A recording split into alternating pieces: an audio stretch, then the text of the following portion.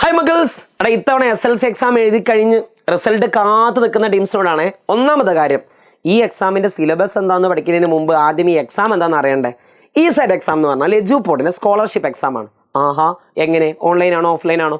നിങ്ങൾക്ക് നിങ്ങളുടെ ജില്ലയിൽ, നിങ്ങളുടെ സ്വന്തം ജില്ലയിൽ തൊട്ടടുത്ത് ഏതെങ്കിലും ഒരു ടൗണിൽ പോയിട്ട് എഴുതാൻ പറ്റുന്ന ഓഫ്ലൈൻ എക്സാമാണ് ഈ സെറ്റ് എക്സാം. ഈ എക്സാം എഴുതിയാൽ ഗുണം എന്താ? ഈ എക്സാം എഴുതി കഴിഞ്ഞാൽ നിങ്ങൾക്ക് +1 +2 10 കഴിഞ്ഞില്ലേ, ഈ +1 +2 നിങ്ങൾക്ക് ഇഷ്ടപ്പെട്ട കോഴ്സ്, സയൻസ് ആയിക്കോട്ടെ, കൊമേഴ്സ് ആയിക്കോട്ടെ, ഹ്യൂമാനിറ്റീസ് ആയിക്കോട്ടെ, ആ ഇഷ്ടപ്പെട്ട കോഴ്സ് തികച്ചും സൗജന്യമായി അല്ലെങ്കിൽ സ്കോളർഷിപ്പോട് കൂടി നിങ്ങൾക്ക് എഴുതാൻ പറ്റും അല്ലെങ്കിൽ പഠിക്കാൻ പറ്റും. അപ്പോൾ ചിലക്കായിരിക്കും, സർ ഇത് ടോപ്പായുള്ള 100 ആൾക്കാർക്ക് മാത്രമാണോ കിട്ടുക? അങ്ങനെയൊന്നുമല്ല. 5000-ഓളം ആൾക്ക് ഈ സ്കോളർഷിപ്പ് എക്സാം ഉണ്ടായിരിക്കും. സോ നിങ്ങൾ പേടിക്കൊന്നും വേണ്ട. നിങ്ങൾക്ക് ഇത്തിരി മാർക്ക് കുറവാണോ, പഠിത്തം കുറച്ച് കുറവാണോ, അങ്ങനെ ഒന്നും വിചാരിക്കേണ്ട. 5000-ഓളം കുട്ടികൾക്ക് സ്കോളർഷിപ്പ് എക്സാം ഉണ്ടാവും. സോ എന്തായാലും പോയിട്ട് എക്സാം എഴുതുക.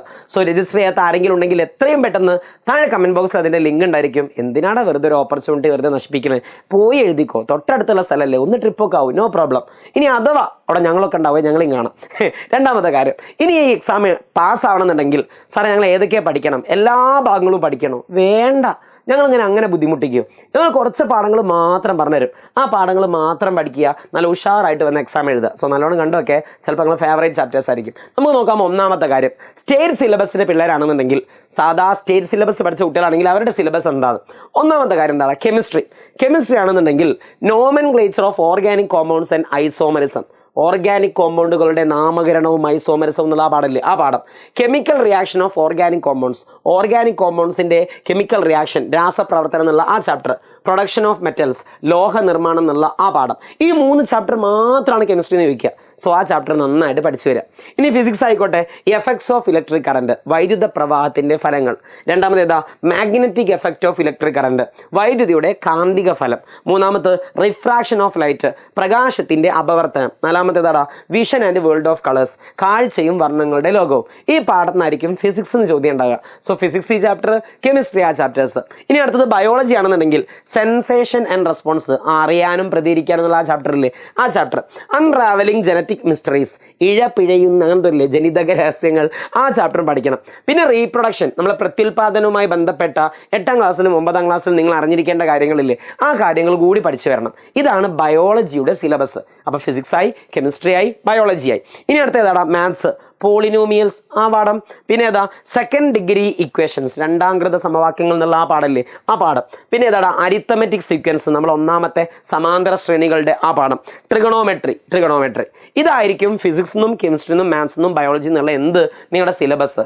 ഇതിന് പുറമെ ഒരു 10 മാർക്ക് നിങ്ങൾ ആപ്റ്റിറ്റ്യൂഡ് വെറുതെടാ, ഇപ്പോൾ PSC എക്സാമിലൊക്കെ ഉണ്ടാവില്ല, വെറുതെ നിങ്ങൾക്ക് കണക്കിൽ അല്ലെങ്കിൽ മാനസികമായിട്ട് മെൻ്റൽ ആപ്റ്റിറ്റ്യൂഡ് ടെസ്റ്റുകളൊക്കെ ഉണ്ടാവുമല്ലോ. LSS എഴുതിയ കുട്ടികൾക്ക് അറിയാം, USS എഴുതിയ കുട്ടികൾക്ക് അറിയാം. അങ്ങനെയുള്ള ജനറലി ആപ്റ്റിറ്റ്യൂഡ് ക്വസ്റ്റ്യൻസ്, നിങ്ങളെ കണക്കിലുള്ള ഒരു വൈദഗ്ധ്യം തെളിയിക്കാൻ വേണ്ടിയുള്ള ചില സിമ്പിൾ ക്വസ്റ്റ്യൻസ് അതും കൂടെ ഉണ്ടായിരിക്കും. അങ്ങനെ മൊത്തം 50 ചോദ്യങ്ങൾ ഉണ്ടാവും, 60 മിനിറ്റ് ഉണ്ടായിരിക്കും. ഇതാണ് സ്റ്റേറ്റ് സിലബസിൻ്റെ അല്ലെങ്കിൽ 10ാം ക്ലാസ് കേരള സർക്കാർ സ്റ്റേറ്റ് സിലബസ് പഠിച്ച കുട്ടികളുടെ ഇപ്പോഴത്തെ ഈ സാറ്റ് എക്സാമിൻ്റെ സിലബസ്.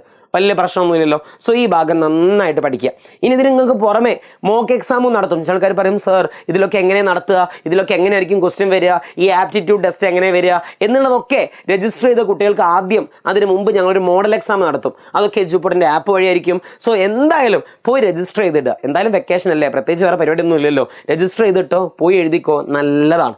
ഇനി അതല്ല, നിങ്ങൾ CBSE സ്റ്റുഡൻ്റ് ആണെന്നുണ്ടെങ്കിൽ നിങ്ങളെ സിലബസ് എന്താടാ? ഫിസിക്സ് കെമിസ്ട്രി ആണെന്നുണ്ടെങ്കിൽ കാർബൺ ആൻഡ് ഇറ്റ്സ് കോമ്പൗണ്ട്സ് ഉള്ള chapter, metals and non metals ആ ചാപ്റ്റർ ആയിരിക്കും. ഫിസിക്സ് ആണെങ്കിലോ light, reflection and refraction, the human I and the colourful world, electricity, magnetic effect of electric current. ഈ chapter ആയിരിക്കും ആർക്കുണ്ടാകുക? ഫിസിക്സിൽ നിന്ന് CBSE students പഠിക്കേണ്ട chapters.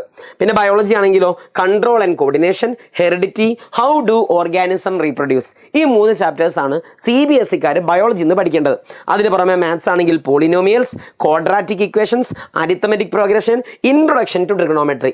ഈ ചാപ്റ്ററും അതിൻ്റെ കൂടെ ആപ്റ്റിറ്റ്യൂഡിനുള്ള ഒരു 10 മാർക്ക് ക്വസ്റ്റ്യൻസ് ഉണ്ടായിരിക്കും. അങ്ങനെ മൊത്തം 50 ക്വസ്റ്റ്യൻസ്, 60 മിനിറ്റ്, 10 ചോദ്യം 10 ചോദ്യം 10 ചോദ്യം 10 ചോദ്യം 10 ചോദ്യം, 50 ചോദ്യം, 60 മിനിറ്റ്. റെഡി അല്ലേ? സെറ്റല്ലേ? ആർക്കും എതിരായി പറയുന്നില്ലല്ലോ. സോ ഒന്നാമത്തെ കാര്യം നന്നായിട്ട് പഠിക്കുക. ഇങ്ങോട്ട് പോയിട്ട് ആ എക്സാം ഒന്ന് എഴുതുക.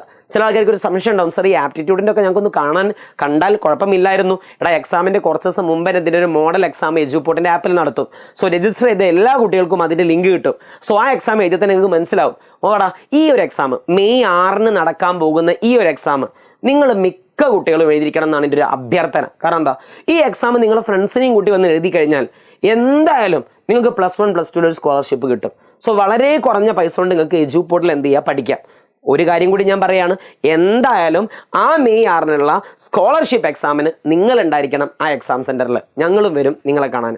സോ ഗൈസ്, വേഗം താഴെ പോയിട്ട് രജിസ്റ്റർ ചെയ്യുക. See you there. ബൈ.